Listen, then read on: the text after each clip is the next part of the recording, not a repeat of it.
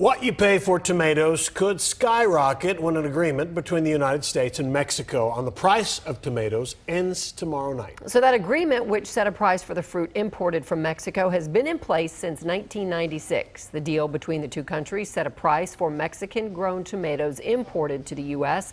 And Fox 4's Sean Rabb is in our newsroom now with more on the story. Sean? And Heather, prices could go up because that tomato suspension agreement also eliminated a tax placed on every box of tomatoes brought here from Mexico. If the pricing agreement goes away, and right now it looks like it will, the tomato tariff, almost 18%, comes back, and prices could climb up the tomato vine. We've been open 35 years. It's my great-grandparents' restaurant. I've been managing about a year and a half. Love it. Avila's Mexican restaurant, serving home-style Tex-Mex meals on Maple Avenue. The basis of pretty much every Mexican dish is pico de gallo, which is onion, cilantro, tomato, and jalapeno. So that at the root of every single dish, we pretty much use tomatoes. And those tomatoes, if they come from Mexico, could soon cost more. I'm buying as much as I can right now.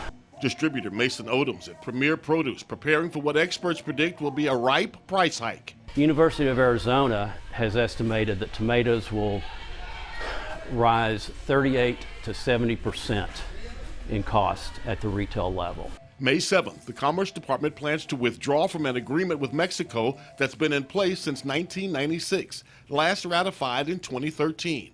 It stopped an investigation into whether Mexico was undercutting U.S. tomato producer prices and eliminated a long-time tomato tariff, as well as setting limits on prices of tomatoes.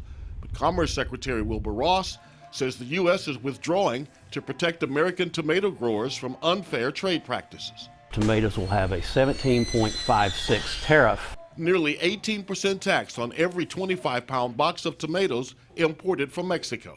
We cross, just through the Texas Valley, $1 billion a year of tomatoes. Which means hundreds of millions annually in a potential tomato tariff. It's staggering. And that price gets pushed all the way down to the consumer.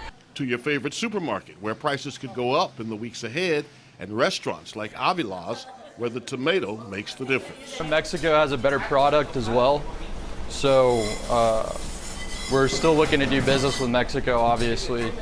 So we'll see how things go.